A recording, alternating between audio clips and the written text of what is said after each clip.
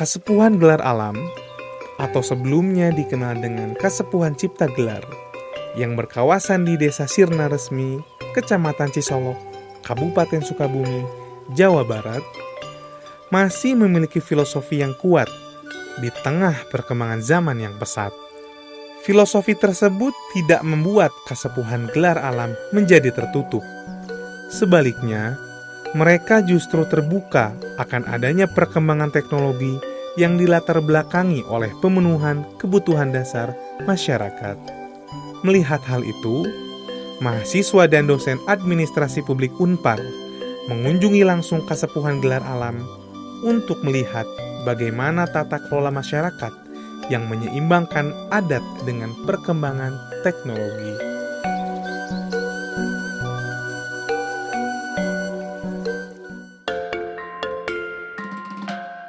Bicara soal istilah yang mungkin banyak orang tahu sebelumnya adalah Kasepuhan Cipta Gelar dengan pemimpin adat baru pada saat itu yaitu Abah Ugi pergi gitu ya, berpindah kepada wilayah baru yang dimana keputusan dari perpindahan ini bukan karena alasan administratif tapi karena alasan nilai-nilai spiritual dan musyawarah dari masyarakat adat yang dimana kita bisa sebut sebagai wangsit dari para leluhur.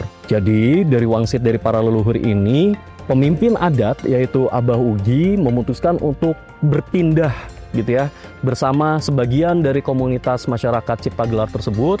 Lalu ketika sampai pada saat wilayah baru, mereka memutuskan untuk mengganti nama kasepuhannya menjadi Kasepuhan Gelar Alam. Secara filosofi, istilah dari Cipta Gelar sebelumnya adalah asal kata dari cipta dan gelar, yang dimana pada masa kepemimpinan sebelumnya, Cipta Gelar ini lebih fokus masyarakatnya mengemban nilai-nilai tradisional, adat, dan leluhur untuk berinovasi, mencari tahu sesuatu yang bersifat mencipta. Jadi pada saat kepemimpinan sebelumnya memang mereka senang bereksperimen gitu ya, untuk bisa menemukan temuan-temuan baru yang pada akhirnya setelah mereka berpindah ke Gelar Alam, istilah filosofis dari Gelar Alam sendiri asal kata dari gelar dan alam. Dengan istilahnya adalah mereka menggelarkan alam, yang dimana ketika inovasi-inovasi yang sudah ditemukan dan sekiranya cocok, tidak bertabrakan dengan nilai-nilai adat maupun leluhur, menggelarkanlah ide tersebut ke alam gitu ya, yang pada akhirnya menjadi tempat baru mereka untuk bertempat tinggal dan juga untuk bisa berkomunitas secara mandiri dengan perubahan dan perkembangan zaman.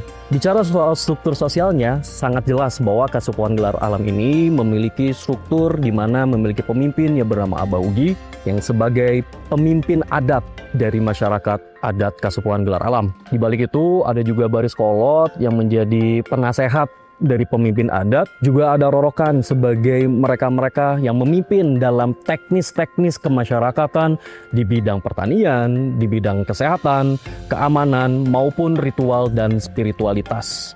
Melihat fenomena tersebut, kami sangat tertarik bahwa ternyata sampai di hari ini, di era modern saat ini, masih ada loh ternyata masyarakat yang masih mengemban nilai-nilai leluhur dan tradisional maupun adat. Kalau first impression aku di sana tuh semua masyarakat di kampung adat Gelar Alam tuh mereka tuh semua baik-baik karena mereka tuh welcome banget sama kita waktu kita dari hari pertama datang. Dan kita pun dikasih kayak makan malam, terus juga makan pagi, seperti itu. Begitu masuk ke wilayahnya, melihat bahwa suasananya itu sangat berbeda dengan desa biasanya. Yang dimana kita bisa melihat rumah-rumah sederhana yang sangat ikonik, yang menjadikan ciri khas dari Kasepuhan Adat Gelar Alam, yang masih sangat terjaga, juga kehidupan masyarakat yang berjalan dengan rapi sesuai dengan nilai-nilai adat yang mereka yakini. Kita juga sempat tinggal di salah satu rumah, salah satu rorokan, yaitu adalah Ki Sodong.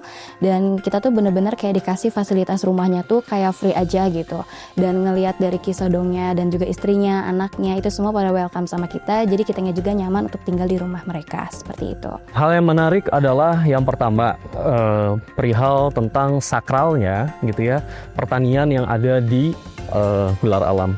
Mereka memiliki prinsip gitu ya secara adat maupun leluhur, khususnya untuk pertanian padi. Mereka memiliki prinsip bahwa padi ini adalah sumber daya alam yang mereka tidak bisa perjualbelikan. Jadi padi menjadi sumber kehidupan mereka yang dimana ya diolah untuk komunitas mereka sendiri secara mandiri, bukan untuk menjadi keuntungan bagi mereka yang dimana bersifat sakral. Dan setiap melakukan pertanian dan setiap melakukan proses-proses tersebut di dalam istilahnya mendapatkan hasil dari sumber pertanian, mereka menggunakan beberapa ritual gitu ya, yang dimana diyakini sebagai apa-apa yang sudah dilakukan oleh para leluhurnya sebelumnya. Mereka itu kan menanam padi itu hanya setahun sekali dan padinya itu akan diawetkan di leit namanya. Nah, yang menarik tuh adalah rasa nasinya tuh beda dengan nasi yang biasanya kita makan. Kalau misalkan nasi yang biasa kita makan kan kayak pulen, ya rasa nasi gitu. Kalau misalkan di sana tuh nasinya tuh pokoknya beda, tapi aku bingung gimana cara jelasinnya. Pokoknya rasanya beda aja sama nasi biasa seperti itu. Dan menurut aku itu menarik. Kenapa? Karena aku belum pernah melakukan metode mengawetkan padi yang bisa digunakan selama 1 tahun untuk cadangan makanan mereka. Bicara soal kondisi sosial, mereka sangat harmonis sekali dengan sifat gotong royong yang kuat dan juga pola hidup mereka yang sangat mengikuti nilai-nilai spiritual, keseimbangan antar manusia, maupun juga keseimbangan alam. Tapi uniknya ketika bicara soal kesepuhan gelar alam, yang membedakan dari masyarakat adat atau pedalaman lain adalah mereka mengharmonisasikan teknologi dengan alam.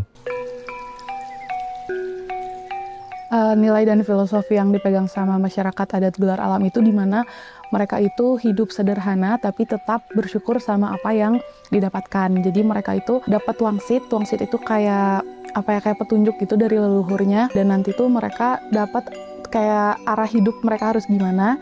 Dan kalau udah dapat itu, mereka juga harus bersyukur dengan apa yang diturunkan gitu dari leluhur mereka. Dan juga dalam mencapai wangsit tersebut, pastinya mereka bakal menjalankan hal tersebut. Lalu misalnya hasilnya bagaimana itu, mereka harus tetap menerima karena filosofi hidup mereka itu tadi kayak hidup sederhana tapi tetap bersyukur juga dengan apa yang mereka dapetin. Bicara soal filosofi dari kasepuhan adat gelar alam, bicara soal hubungan antara manusia, alam, maupun Tuhan. Bicara dari 3 konsep kunci tersebut, kita bisa katakan dan uraikan bahwa yang pertama, yang paling penting secara filosofis dalam kesepuhan gelar alam adalah adat sebagai pedoman hidup. Adat nggak hanya berlaku sebagai tradisi, tapi bicara soal sistem nilai, sistem sosial, maupun sistem pemerintahan, yang dimana bisa menyeluruh kepada aspek sosial, pertanian, keamanan, spiritual, maupun antar hubungan manusianya itu sendiri. Lalu bicara soal alam, yang dimana secara filosofis mereka sebagai masyarakat kesepuhan gelar alam sangat terbuka dengan perkembangan zaman, khususnya dengan teknologi, dengan catatan bahwa teknologi tidak boleh digunakan untuk merusak alam.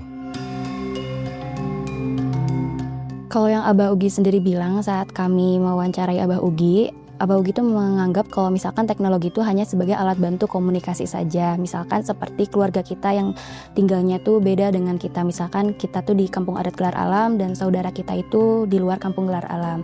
Dan itu tuh hanya menjadi alat bantu saja komunikasi antara kedua belah pihak. Dan kalau misalkan teknologi sendiri tuh sebenarnya tidak dipergunakan secara seperti kita ya teman-teman. Kalau misalkan kita tuh kan kemana-mana harus memegang handphone dan juga memegang alat komunikasi. Tapi kalau yang pengalaman aku datang ke sana tuh, mereka tuh lebih ke banyak interaktif bersama gitu, interaksi bersama dibandingkan mereka itu memegang alat komunikasinya seperti itu. Istilah gelar alam ini berarti adalah menggelarkan apa-apa yang sudah menjadi temuan selama ini masyarakat cipta gelar, yang dimana salah satunya adalah perkembangan teknologi yang dirasa ternyata dibutuhkan dan tidak melanggar nilai-nilai adat. Kita bisa lihat analogi masyarakat modern kita hari ini. Kita sudah sangat tergerus oleh modernitas maupun teknologi yang sampai di titik di mana kita meninggalkan nilai-nilai adat, nilai-nilai tradisional maupun budaya-budaya yang ada pada leluhur pada masa dulu, sehingga kita pun juga tidak bisa menjaga keasriannya kembali. Beda cerita dengan kasepuhan adat gelar alam, yang dimana mereka sangat sekali menjaga nilai-nilai adat mereka untuk tetap utuh, karena mereka memegang prinsip di mana teknologi boleh masuk selama tidak melanggar adat maupun tidak merusak alam. Nah, dengan prinsip ini mereka dapat memilah penggunaan teknologi mana yang tepat dan cocok untuk kesubuhan mereka. Yang pasti diantaranya adalah penggunaan sumber energi listrik menggunakan pembangkit listrik mikrohidro, yang dimana ini menjadi ciri dari kemandirian masyarakat Gelar Alam tanpa meminta bantuan dari pemerintah pusat dari pembangkit listrik nasional. Lalu juga penggunaan saluran televisi maupun radio sebagai wadah menjaga keasrian kebudayaan dan warisan dari Gelar Alam ini agar terus terjaga. Lalu juga yang terakhir, masuknya internet di Gelar Alam yang pernah diinisiasi juga oleh Komdigi. Lalu internet ini dijalankan secara community based internet, dan di tahun 2024 ketika Starlink masuk ke Indonesia, lalu khususnya juga ke daerah-daerah terpencil yang ada di Indonesia, Gelar Alam pun membuka untuk bisa memberikan kesempatan dengan adanya infrastruktur internet melalui media Starlink. Pelajaran yang bisa saya ambil itu kan di administrasi publik tentunya belajar governance atau tata kelola. Hal yang bisa saya dapetin itu biasanya kan governance itu harus terstruktur dan sesuai aturan. Nah, tapi setelah saya masuk administrasi publik dan ikut penelitian ini, saya tuh jadi tahu kalau tata kelola itu juga ada di indigenous atau masyarakat adat. Dan hal tersebut menarik bagi saya karena ternyata tata kelola itu tidak harus selalu seperti yang pemerintah lakukan, tetapi ada juga tata kelola yang dilakukan oleh masyarakat adat, di mana mereka mengelola masyarakatnya itu seperti tadi dari wangsit, tapi mereka juga tetap melakukan tata kelola itu dengan peraturan-peraturan pemerintah. Jadi mereka tetap mengikuti peraturan pemerintah, tetapi juga tetap mempertimbangkan wangsit yang mereka dapat dari para leluhur. Jadi menurut saya dari perspektif administrasi publik saya sebagai mahasiswa, hal tersebut yang menjadi pembelajaran baru bagi saya bahwa tata kelola itu juga ada di masyarakat adat yang dinamainya itu indigenous governance. Kalau kita kan biasanya tinggal di kota, itu biasanya memang beririsan dengan pemerintah. Nah, kalau misalkan di kampung adat Gelar Alam, yang memang saya datang ke sana dan juga melakukan wawancara, itu mereka tuh sebenarnya tidak selalu beririsan dengan pemerintah, di mana mereka itu, apalagi Abah Ugi sebagai pemimpin adat, mereka yang mengelola kampung adatnya sendiri. Tapi memang tidak menuntut kemungkinan mereka itu akan mendapatkan kerjasama juga dengan pemerintah. Misalkan seperti saat lagi pilkada, atau misalkan lagi pemilihan presiden, itu biasanya nanti ada pemerintah yang datang langsung ke kampung adat Gelar Alam untuk mendapatkan suara dari masyarakat kampung Gelar Alam. Dari kacamata atau perspektif administrasi publik, kita bisa melihat dari 3 gambaran besar. Yang pertama bicara soal birokrasi formal, yang dimana secara modern kita selalu belajar bahwa selalu mengedepankan nilai-nilai dari negara barat untuk diadopsi terhadap birokrasi di Indonesia. Tidak selamanya seperti itu, ternyata di Kesatuan Gelar Alam juga menjadi contoh bahwa ketika birokrasi tradisional menggunakan nilai-nilai adat, nilai-nilai luhur yang sangat mengedepankan alam dan spiritualitas, juga bisa menimbulkan harmonisasi pemerintahan adat maupun dengan masyarakatnya itu sendiri. Jadi nggak selamanya kita melulu harus bisa mengikuti atau menjadikan nilai-nilai barat ini sebagai tolak ukur dari birokrasi modern hari ini. Kita selalu berpikir bahwa penggunaan perkembangan teknologi ini selalu menjadi titik di mana Indonesia ingin menjadi negara yang terbaik, tapi lupa dengan keberlanjutan yang ada. Yang dimana Kesatuan Gelar Alam ini mengajarkan kita untuk keberlanjutan ini adalah ketika kita bisa mensinkronisasi perkembangan teknologi dengan eksistensi alam yang kita miliki. Kita melihat dari perspektif ini, administrasi publik perlu juga gitu ya memperlihatkan bahwa eksistensi dari inovasi ini tidak boleh menghilangkan tradisi-tradisi yang ada di Indonesia. Kita dengan teknologi justru harus bisa melestarikan tradisi melalui berbagai kebijakan publik.